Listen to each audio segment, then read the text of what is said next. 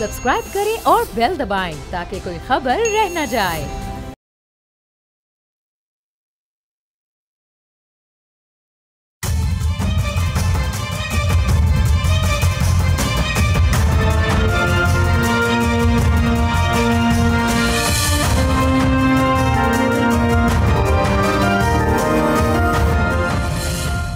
अस्सलाम वालेकुम, आप देख रहे हैं बोल्ड रिपोर्ट्स और मैं हूं बतूल राजपूत।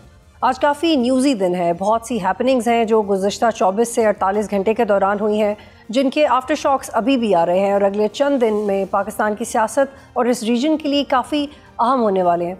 2 दिन पहले 7 और 8 अक्टूबर की दरमियानी शब सिक्योरिटी फोर्सेस ने ज़िला औरकज़ई में इंटेलिजेंस मालूमात की बुनियाद पर ऑपरेशन किया। ऑपरेशन के दौरान मौसर कार्रवाई में 19 दहशतगर्द मारे गए, जबकि फायरिंग के तबादले के दौरान लेफ्टिनेंट कर्नल जुनैद तारिक जो दस्ते की क़यादत कर रहे थे और second in command major Tayyab Rahat बहादुरी से लड़ते हुए शहीद हो गए। इसके बाद कल पाकिस्तान की फोर्सेस ने एक और इंटेलिजेंस बेस्ड ऑपरेशन किया और औरकज़ई वाक़े में मुलविस 3 इंडियन हमायत याफ्ता ख़वारिज को मार दिया गया और ये पैगाम दिया गया कि अब टेररिज्म के हवाले से रियासत पाकिस्तान की ज़ीरो टॉलरेंस है। आज DGISPR ने एक प्रेस कॉन्फ्रेंस की, इसमें उन्होंने तफसील से बताया कि कैसे नेशनल एक्शन प्लान पर अमल दरामद नहीं किया जा रहा। ख्वाजा आसिफ ने भी इस हवाले से कौमी असम्बली में बात की। गुज़श्ता रात अफ़गानिस्तान के कैपिटल सिटी में काबुल में कुछ एयर स्ट्राइक्स की भी खबरें आईं, जिसमें TTP की टॉप लीडरशिप को टारगेट किया गया। ये सब कुछ इस दौरान में हो रहा है जब अफ़गानिस्तान के वज़ीर ख़ारजा अमीर ख़ान मुत्तकी एक हफ़्ते के दौरे पर इंडिया में मौजूद हैं और वहाँ बायलैटरल टॉक्स हो रही हैं, जिसके नतीजे में आज इंडिया के फ़ॉरेन मिनिस्टर जयशंकर ने अफ़गानिस्तान में अपनी एम्बेसी दोबारा खोलने का ऐलान किया है। पाकिस्तान को वाज़ेह पैगाम दिया गया है कि इस फैसले के बाद अफ़गानिस्तान में इंडियन रॉ की जड़ें मज़ीद मजबूत होंगी। इंडिया की तरफ से पाकिस्तान के खिलाफ टेरर फाइनेंसिंग में इजाफा होगा। बलोचिस्तान और खैबर पख्तूनख्वा में हालात मज़ीद ख़राब करने की कोशिश की जाएगी। कलअदम तहरीक तालिबान पाकिस्तान की मज़ीद मजबूत करने की कोशिश की जाएगी। ये सारी डेवलपमेंट्स एक ऐसे वक्त में हो रही हैं जब इमरान खान ने खैबर पख्तूनख्वा में अली अमीन गंडापुर को हटाकर नए वज़ीर आला लाने का ऐलान किया है। अली अमीन गंडापुर की जगह सुहेल आफरीदी, जिनका ताल्लुक़ खैबर से है, उन्हें वज़ीर आला लाने का फ़ैसला किया गया। लेकिन ये मामला अभी बहुत कॉम्प्लेक्स होता जा रहा है, क्योंकि वज़ीर आला ऑफ़िस का ये मौक़िफ़ है कि हमने इस्तीफ़ा गवर्नर को दे दिया है, उन्होंने रिसीविंग भी दे दी है, लेकिन गवर्नर खैबर पख्तूनख्वा फैसल करीम कुंडी कह रहे हैं कि उन्हें इस्तीफ़ा मौसूल नहीं हुआ। कल उन्होंने इस हवाले से मीडिया से गुफ्तगू भी की है। क्या कानूनी मसाइल इस हवाले से पैदा हो सकते हैं? कब तक ये मामला ताख़ीर का शिकार हो सकता है? सूबे के मामलात पर इसका क्या नुकसान होगा और ख़ित्ते में जो नई सफ़बंदियाँ हो रही हैं, पाकिस्तान इस हवाले से कैसे रिस्पॉन्ड करेगा? इस सब पे बात करने के लिए हमारे साथ मौजूद हैं हुज़ैफ़ा रहमान साहब, वज़ीर मुमलिकत बराए कौमी सकाफ़त और वर्सा। सेनेटर हुमायूं अहमद साहब ज्वाइन कर रहे हैं, जो रहनुमा पाकिस्तान तहरीक इंसाफ हैं। बहुत शुक्रिया आप दोनों का ज्वाइन करने के लिए। सेनेटर साहब, आपने भी DGISPR की प्रेस कॉन्फ्रेंस सुनी होगी। उन्होंने बहुत वाज़ेह अल्फाज में कहा कि नेशनल एक्शन प्लान पे अमल दरामद नहीं हो रहा। 2014 से जो 14 पॉइंट्स थे, ख़ास तौर पे APS अटैक के बाद, उस पर वो पॉलिटिकल विल और इफ़ेक्टिवनेस नज़र नहीं आई। और इससे पहले भी ये टॉप ब्रास ने सहाफ़ियों से मुलाकात की थी इस्लामाबाद में, और उसमें भी इस चीज़ को इस्टेब्लिश किया गया कि दहशतगर्दी के ख़िलाफ़ अफवाज कुछ भी कर लें, जब तक वो पॉलिटिकल इफ़ेक्टिवनेस नहीं होगी आप इल्ज़ाम तराशी में लगे रहेंगे। तो how would you react to this, Humayun साहब? बिस्मिल्लाहिर्रहमानिर्रहीम, या का नाबुदो व या का नस्ताईन। देखें, लेट्स सी द हिस्ट्री। जब आप कोई डिसीजंस लेते हैं ना दुनिया में, चाहे वो किसी भी सब्जेक्ट में हो, आपने उसका एक बैकग्राउंड चेक करना होता है कि इस मसले का या इस किस्म के मसलों का बाकी अगर कहीं हुआ है तो उसका हल कैसे निकला है। इसको हम दूसरे लफ्ज़ों में कहते हैं एविडेंस बेस्ड डिसीजंस। अब जब हम दुनिया में एविडेंस देखते हैं, 12 साल 14 साल की IRA की प्रॉब्लम है, कितने सालों की तमिल टाइगर की प्रॉब्लम है, मनीला की प्रॉब्लम है, और अफ़गानिस्तान की प्रॉब्लम है जो अमेरिका के साथ था, जो 2001 से स्टार्ट हुआ था। जब हम इन सारी चीज़ों को देखते हैं और देखते हैं इसको एंड इसका कैसे हुआ, after so many of life loss, so many of problems and everything, what happened in the end? So you go towards the end, आपको पता चलता है एंड में वहाँ negotiations हुई थी। तो अब उससे हम क्या सीख सकते हैं? क्या हम ये सीख सकते हैं कि क्या हम 10 से 12 साल या 15 साल या 20 साल हम उस लड़ाई में जाएंगे एंड करेंगे? फिर पाकिस्तान के अंदर हमने देखा है कि 22-23 हमने के ऑपरेशंस किए, उसका आउटकम अगर हम आज देखते हैं तो उसका आउटकम चंद महीनों से ज़्यादा नहीं रहा। जो मैक्सिमम टाइम रहा है वो ड्यूरिंग पाकिस्तान तहरीक इंसाफ रहा है, और उसकी वजह ये थी कि पाकिस्तान तहरीक इंसाफ का स्टांस था कि ड्रोन अटैक्स नहीं होंगे, हमने। लेकिन हुमायूं साहब, I am sorry to cut you here, ये बहुत आम नुकता जो आपने उठाया कि allow me please, allow me, ठीक है।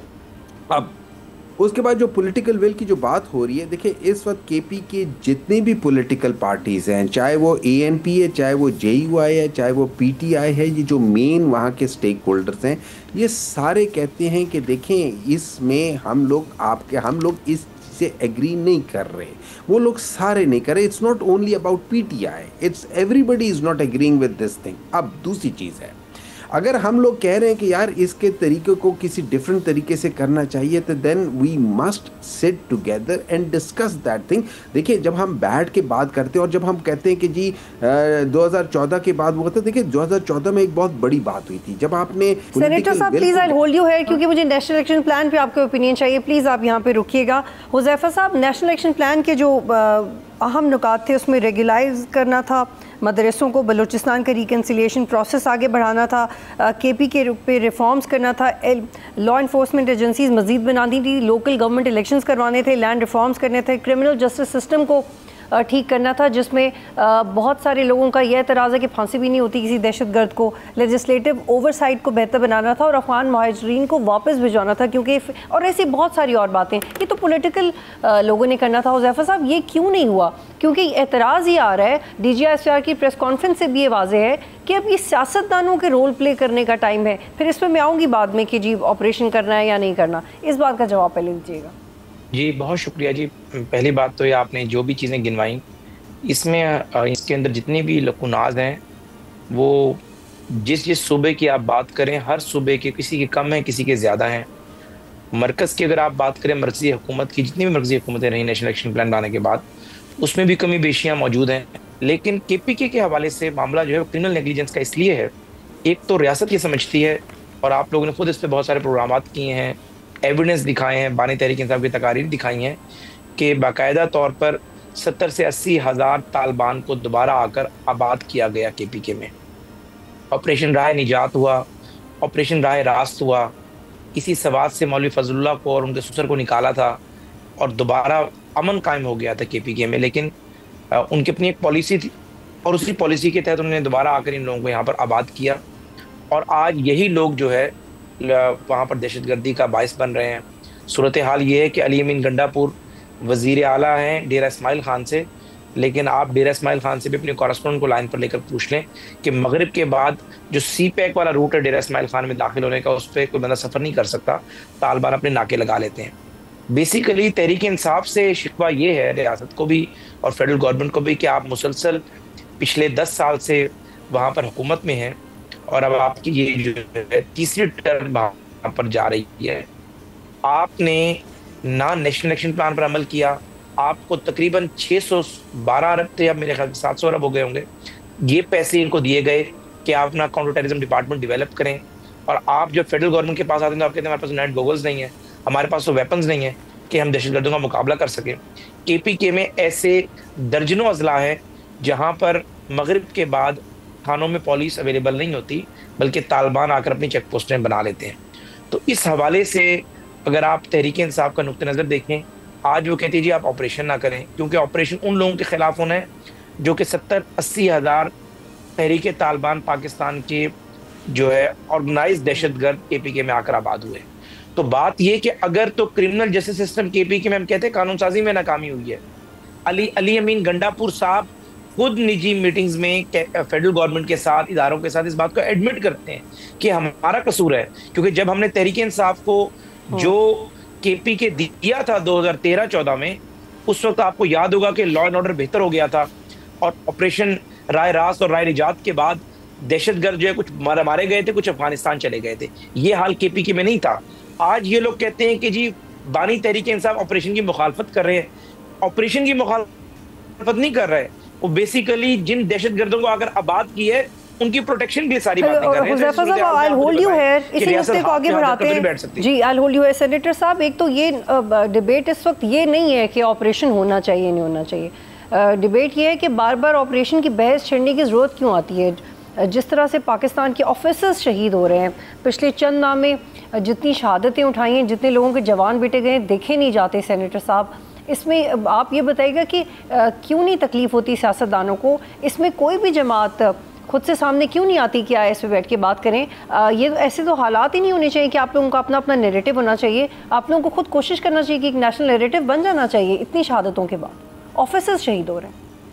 एक बात याद रखें कि जब हमारे मिनिस्टर्स या तो उनको इल्म नहीं है और या फिर वो दानिस्ता तौर पे झूठ बोल रहे हैं नेशनल टीवीज़ पे आके, मैं उसको करेक्ट करना चाहता हूँ। आप एक ट्वीट पढ़ें राना सनाउल्लाह की 7 जुलाई 2022 की, जिस पे उन्होंने कहा है कि तालिबान, तहरीक तालिबान पाकिस्तान के साथ नेगोशिएशंस होनी चाहिए और जितनी भी लोग उस वक्त जब इनकी पाकिस्तान डिस्ट्रक्शन मूवमेंट की जब गवर्नमेंट आ गई थी, इन्होंने नेशनल सिक्योरिटी काउंसिल के अंदर डिबेट की थी और उस पर इन सब लोगों ने कहा था कि तहरीक तालिबान पाकिस्तान के साथ नेगोशिएशंस कंटिन्यू होनी चाहिए, बातचीत होनी चाहिए। नंबर 1 जो प्लान बताया गया था कि रीपैट्रिएटेशन का तालिबान का, ये जनरल बाजवा और जनरल फैज़ हमीद का था, जो लेट 2021 अर्ली 2022 में था, जिसके ऊपर आप अर्ली आप ये समझ लें मार्च अप्रैल 2022 में आप मुराद सईद की सारी जो ख़त लिखे थे उन्होंने प्राइम मिनिस्टर को लिखा था, उन्होंने प्रेसिडेंट को लिखा था, उन्होंने उस वक्त के चीफ ऑफ आर्मी स्टाफ को लिखा था। और जब ये मीटिंग हुई थी, कैबिनेट में हुई थी, उनके 3-4 क्वेश्चंस थे। नंबर 1 कि आप जब इनको रीपैट्रिएट करना चाह रहे तो आपने क्या 80,000 शोहदा जो 9/11 के बाद हुए उनकी फैमिली से पूछा? क्या आपने APS के शोहदा की फैमिली से पूछा? क्या आपने ANP के लीडर्स की शोहदा से के बाद उनसे पूछा? और उसके बाद उन्होंने किया था। तो इन शॉर्ट PTI ने उसको रिजेक्ट कर दिया था, KP में भी और उधर भी। उसके बाद जुलाई में, सितंबर के मिड में, अक्टूबर के एंड में, नवंबर के मिड में रीपैट्रिएटेशन हुई थी। ये 2022 की बात है। तो सारा का सारा रीपैट्रिएटेशन हुआ था ड्यूरिंग PDM गवर्नमेंट में। अब आ जाता हूँ मैं, जो आपका सवाल था कि इसमें क्या होना। देखिए, कसम खुदा की मेरा दिल दुखता है, बिकॉज इन माई फैमिली मेरा एक ब्रदर इन लॉ की शहादत हुई है। सो आई एंड दिस थिंग, मेरे फैमिली में बहुत ज़्यादा लोग आर्मी के वो हैं। हम मिडिल क्लास फैमिली वाले ज़्यादातर इस तरह होते हैं, या प्रोफेशनल्स होते हैं, या आर्मी में होते हैं, या ब्यूरोक्रेसी में होते हैं। तो मेरा दिल दुखता है इन सब चीज़ों के। लेकिन अब मैं सवाल एक पूछता हूँ कि देखिए, हमारे जब ये जो चीज़ें हो रही हैं, हमें एक दफ़ा बैठ के सोचना पड़ेगा कि इसका बेस्ट तरीका क्या है। अगर आप उस बेस्ट तरीके को करके देखेंगे, उसके बाद आप डिसाइड करें, तो आई एम श्योर आपके पास उसके रिजल्ट्स बेहतर आएंगे। अच्छा सेंटर साहब, आप ही से एक सवाल है, ये सब आप ही जवाब कंटिन्यू कीजिएगा कि जो ये एतराज़ आ रहा है कि KP में CTD एम्पावर क्यों नहीं होता, बाकी सूबों के नंबर्स अच्छे हैं, KP जो सबसे वल्नरेबल है सिक्योरिटी को लेके, इसके नंबर्स अच्छे क्यों नहीं आते? इसमें काउंटर टेररिज्म डिपार्टमेंट ख़राब है। आई एम उसका सवाल पूछना जायज़ बनता है, सवाल पूछना चाहिए। मैं डिफेंड नहीं करूँ। बातचीत होनी चाहिए, नहीं होनी चाहिए, लेकिन DG ISPR ने बड़ा क्लियरली कहा है कि ज़रूरी नहीं कि आप हर दफ़ा बातचीत की ऑप्शन रखें। जंगें जो गज़वात हुई हैं, ये उन्होंने कहा, ये ब्रीफिंग में भी उन्होंने कहा, ये इन्होंने प्रेस कॉन्फ्रेंस में भी कहा। तो ये क्लियर मैसेज नहीं है कि पॉलिटिशियंस को ये रियलाइज़ करने की ज़रूरत है कि जितना शहादतें हो गई हैं तो अब कहीं से आवाज़ उठनी नहीं चाहिए।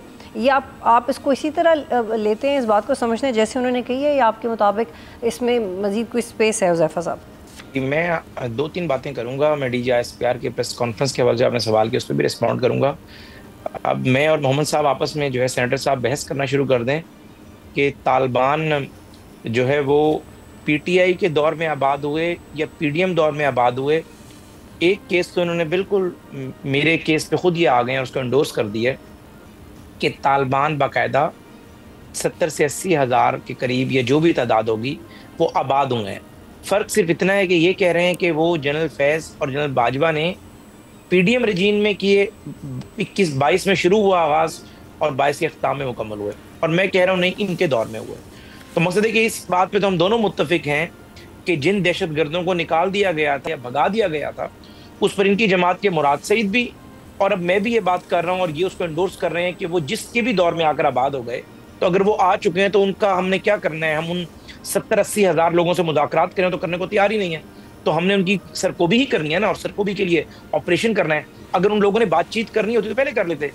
अब बात यह कि कहते हैं कि उन लोगों के साथ अगर हमने बातचीत करनी है तो बातचीत के जवाब में कभी हमारे 6 फौजी जवान, कभी हमारे इंतहाई खूबसूरत खूबरू मेजर कैप्टन की वो में लाशें भिजवा देते हैं।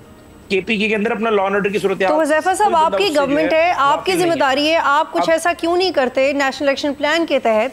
जैसे DGISPR ने कहा कि वो एक वाहिद पॉलिटिकल कंसेंसस था जो माजी में हमने विटनेस किया, तो इम्प्लीमेंटेशन करवा दें, एक नेशनल नैरेटिव बना दें, उसमें मीडिया भी अपना किरदार अदा करे, सबको पता हो क्या बात करनी है दहशतगर्दी को लेकर। वो जी वही आपको बता रहे हैं। अगर आप मेरी बात मुकम्मल होने देती हैं, मैं उसी तरफ ही आ रहा था कि अब उसका हल फेडरल गवर्नमेंट ये सोचती है और ये समझती है कि ऑपरेशन के अलावा कोई हल नहीं है, जिसमें दहशतगर्दों के सिंपैथाइजर भी, सपोर्टर्स भी और दहशतगर्द जो है वो इटसेल्फ भी, उनको जो है उनकी सरकोबी की जाए।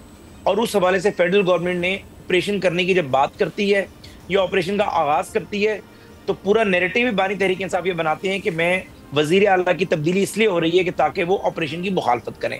तो मुझे आप ये बताएं कि नैरेटिव और फैसला करना है फेडरल गवर्नमेंट ने, फैसला करना है आपके इदारों ने कि ये दहशतगर्द जो है ये हमसे बातचीत कर रहे हैं या नहीं कर रहे। आप लोग कहते हैं कि नहीं, इनके खिलाफ ऑपरेशन ना किया जाए, तो फिर हम क्या समझेंगे कि आप उन दहशतगर्दों को सपोर्ट कर रहे हैं, जिन्हें सपोर्ट नहीं कर रहे, सहूलतकारी कर रहे हैं। या सहूलतकारी भी मुनासिब चले अगर आप समझते हैं कि एक हार्श लफ्ज है एक सारी जमात के लिए, आप हमदर्दी रख रहे हैं।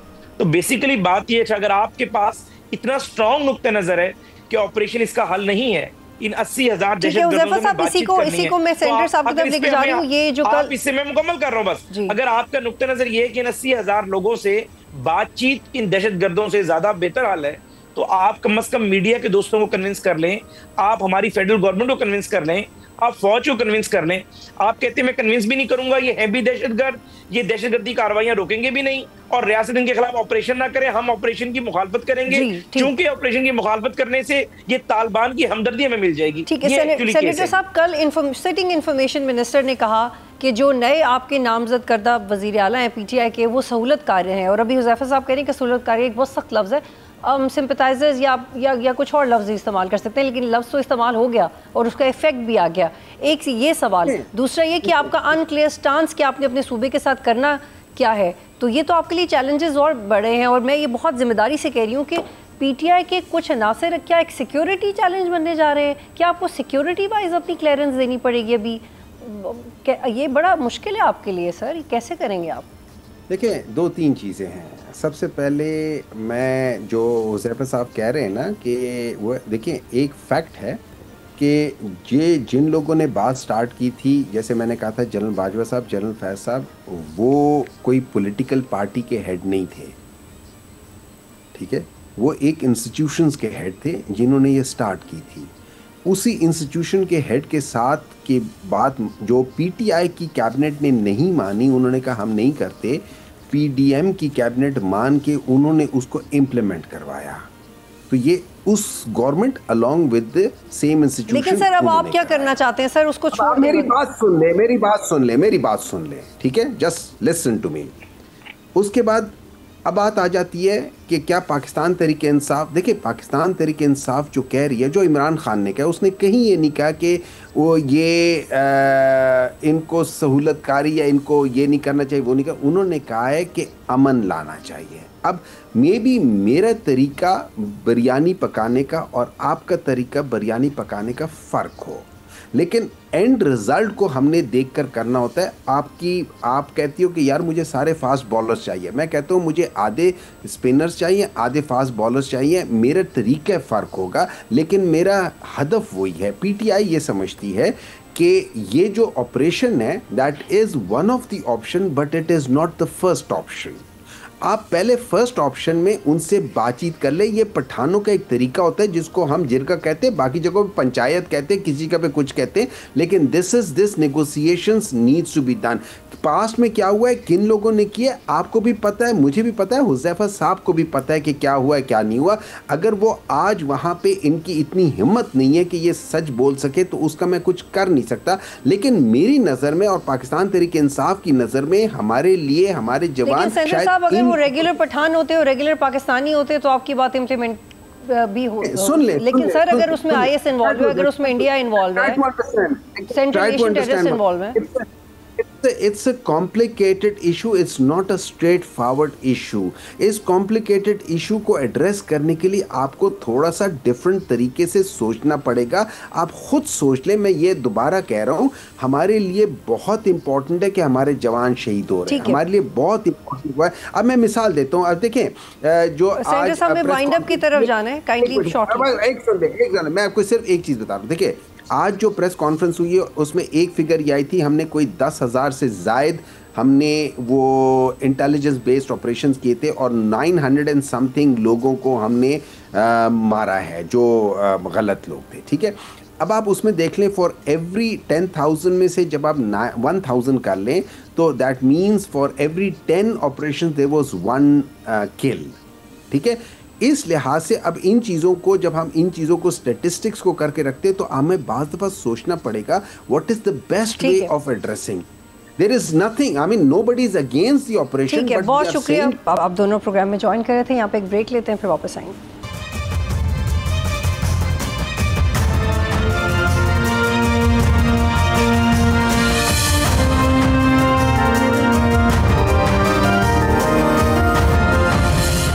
प्रोग्राम में खुशामदीद. और इस वक्त मुझे दिफाई तज्जिया निगार एयर मार्शल आमिर मसूद साहब ज्वाइन कर रहे हैं. बहुत शुक्रिया आमिर साहब.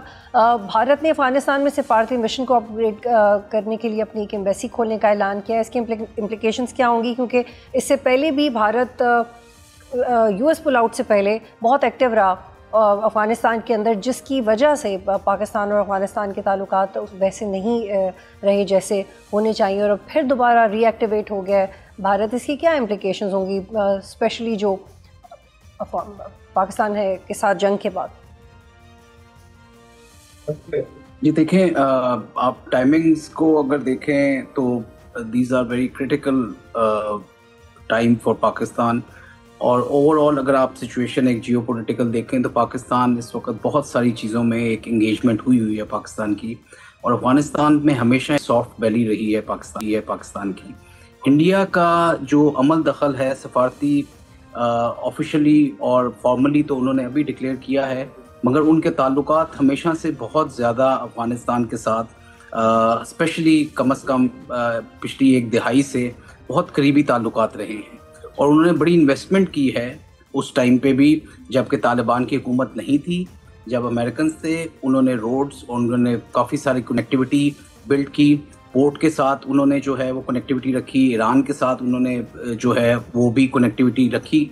तो उस लिहाज से अगर देखें तो बहुत सारी इकोनॉमिक एक्टिविटी की है इंडिया ने, इन्वेस्टमेंट अफ़गानिस्तान पे, क्योंकि उनका एक हमेशा से कॉन्सेप्ट रहा है और वो चनाकिया वाला कॉन्सेप्ट है कि जो आपके इमीडिएट नेबर्स हैं वो आपके दुश्मन हैं और नेबर्स और ऑफ नेबर्स जो हैं उनके साथ हमेशा दोस्ताना ताल्लुकात रखे जाएं और उनके थ्रू जो आपके नेबर्स हैं उनको डबल टू फ्रंट जो है वो तंग किया जाए या टू फ्रंट कॉन्फ्लिक्ट किया जाए, वॉर की जाए. और यही कॉन्सेप्ट उन्होंने पाकिस्तान के अगेंस्ट रखा है बाय हैविंग देयर प्रॉक्सीज इन अफगानिस्तान. और बहुत सीरियस सिचुएशन होती रही है पिछले कई सालों में, लेकिन इस साल में मेरा ख्याल में कोई रिकॉर्ड किस्म की उन्होंने दहशतगर्दी की है अफगानिस्तान के थ्रू बाय यूसीज. वो ना सिर्फ फंडिंग कर रहे हैं बल्कि हथियार भी प्रोवाइड करते हैं और उनकी जो रिक्रूटमेंट है उसमें भी हेल्प करते हैं. तो ये फॉर्मल इन्होंने एम्बेसी का जो है वो अब डिक्लेयर किया है. और स्पेशली आप देखें तो टाइमिंग्स के लिहाज से पाकिस्तान ने अभी उन दहशतगर्दों के ठिकानों पे हमला किया और जिनको आप कह लें कि जिन्होंने पिछले कुछ अरसे में बहुत ज़्यादा खून रेजी की है पाकिस्तान के अंदर. बड़ी प्रेशियस ऑफिसर्स की जाने गई हैं, जवानों की जाने गई हैं, सिविलियंस की जाने गई हैं. और ये हर दिन के साथ ये दहशतगर्दी में इजाफा हो रहा है. लेकिन आमिर साहब, अब ये बताएं कि क्या इस सब के बाद एक नेशनल नैरेटिव बनने जा रहा है? क्योंकि जितने ऑफिसर्स शहीद हुए हैं, तकलीफ़ होती है वो रिपीट करते हुए. किसी के बच्चे हैं, कोई शौक से फ़ौज में गया होगा, कोई इतना कम उम्र है, किसी की शादी नहीं हुई, किसी का बच्चा 6 माह का है. मतलब अजीब, आप उसके बारे में बात नहीं कर सकते.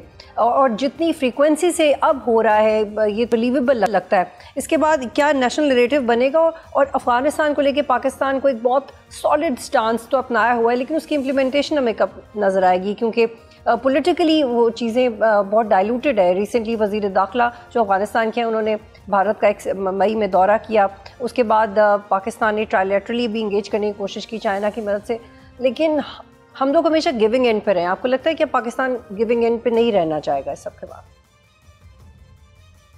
इसमें देखें दो चीज़ें हैं। एक तो मैं ये कहूँगा कि हमें अपने मामलात को भी सुलझाना चाहिए काफ़ी हद तक, क्योंकि हम अगर ये देखें कि हमारे जितनी दहशतगर्दी में हमने जानें ज़ाया की हैं वो हमने किसी शायद जंग में भी ज़ाया नहीं की।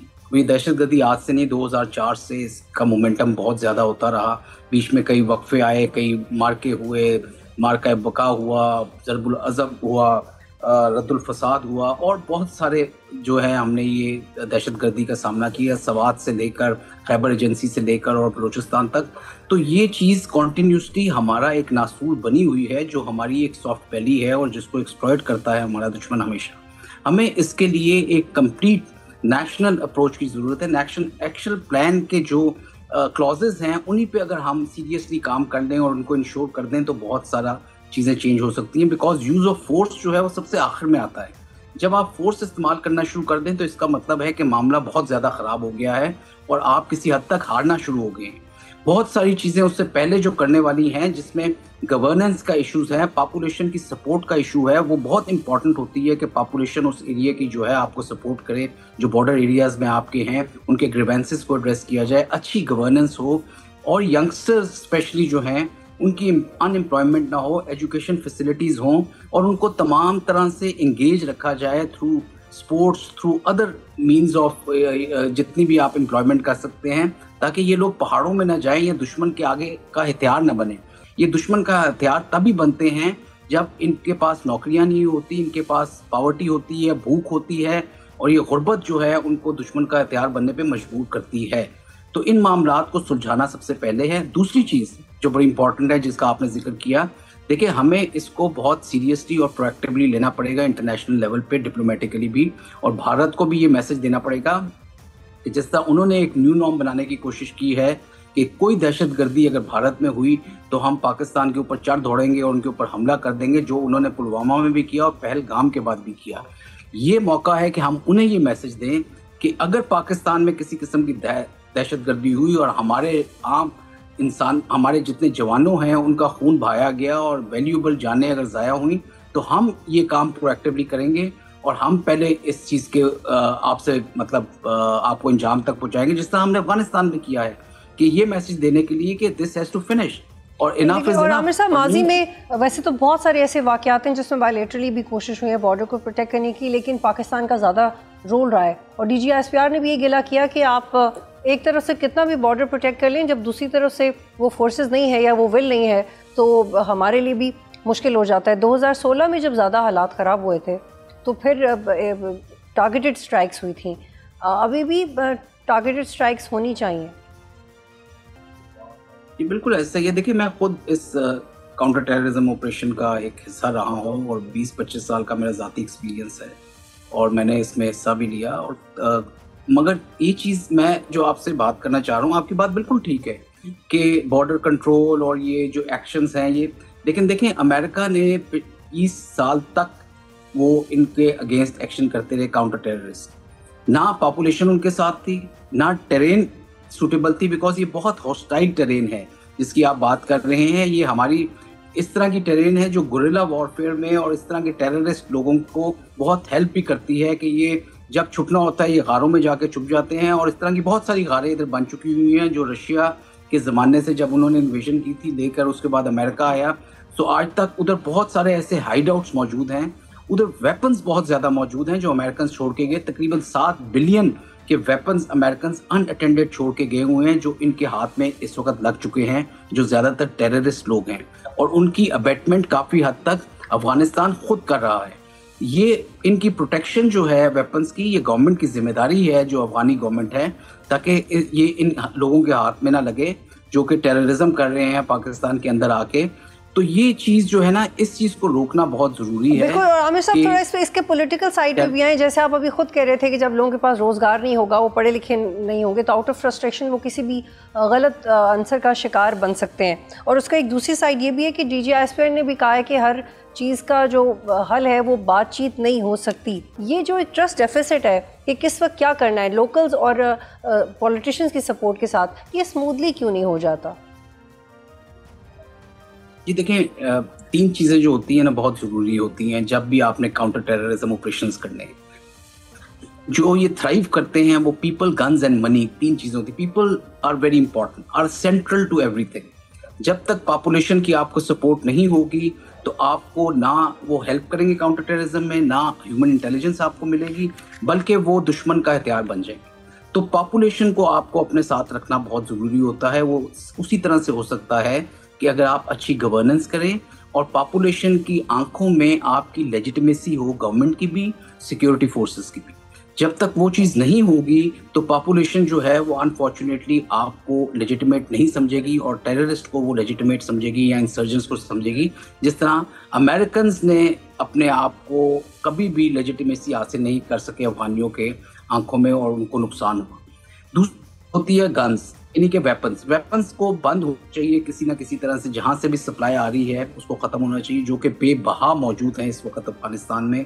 और उनका मैंने जिस तरह आपको कहा कि अमेरिकन ने जाते हुए बहुत सारे वेपन्स और तरह तरह के वेपन्स छोड़ के गए हैं और वो बहुत खतरनाक हथियार है। और आखिरी चीज होती है मनी, यानी अगर फाइनेंसिंग हो रही है उनकी कॉन्टिन्यूसली, जो कि इंडिया कर रहा है और भी कई जगहों से हो रही होंगी, जो कि नहीं चाहते कि स्टेबिलिटी आए इस एरिया में, कोई प्रोग्रेस हो, इकोनॉमिक एक्टिविटी जनरेट हो, म्यूचुअल एनर्जी कॉरिडोर्स बने और कम्युनिकेशन लाइंस बने, तो वो काफी सारे लोग हैं जो कि नहीं चाहते इस तरह से। और स्पेशली इंडिया। आमिर साहब आखिरी सवाल है, ये बताइएगा कि क्या आपको लगता है कि नेशनल एक्शन प्लान की इम्प्लीमेंटेशन ही सारे मसाइल का हल है, या इन्हें रीथिंक करना पड़ेगा कि अब हालात और हैं, उनका मवाजना नहीं बनता? क्योंकि DG तो बार बार ये कहते हैं कि आप उसकी इम्प्लीमेंटेशन करवाएं तो चीज़ें मजीद बेहतर हो जाएंगी। जी देखें, अगर तो हमने नेशनल एक्शन प्लान की इम्प्लीमेंटेशन की और फिर कुछ ना मिला हमें, तो फिर तो हमें जायज़ है कि हम जाके इमीडिएटली उनके खिलाफ एक्शंस करें और हर तरह से उनको तहस नहस करें और उनको अंजाम तक पहुँचाएं। लेकिन ये बहुत ज़रूरी है क्योंकि नेशनल एक्शन प्लान एक पूरी गवर्नमेंट की कंसेंसस से बना था और इसमें होल नेशन अप्रोच वाला एलिमेंट था। तो नेशनल एक्शन प्लान को हमें ज़रूर इम्प्लीमेंट करना चाहिए बाय एनी मीन्स। और उसमें सबसे इम्पॉर्टेंट चीज़ जो है वो आपकी गवर्नेंस है, इंक्लूसिविटी है उस लोगों की, उस पॉपुलेशन की। बिल्कुल, बहुत शुक्रिया आमिर मसूद साहब प्रोग्राम में ज्वाइन करने के लिए। इतना ही प्रोग्राम देखने का शुक्रिया। अल्लाह हाफ़िज़।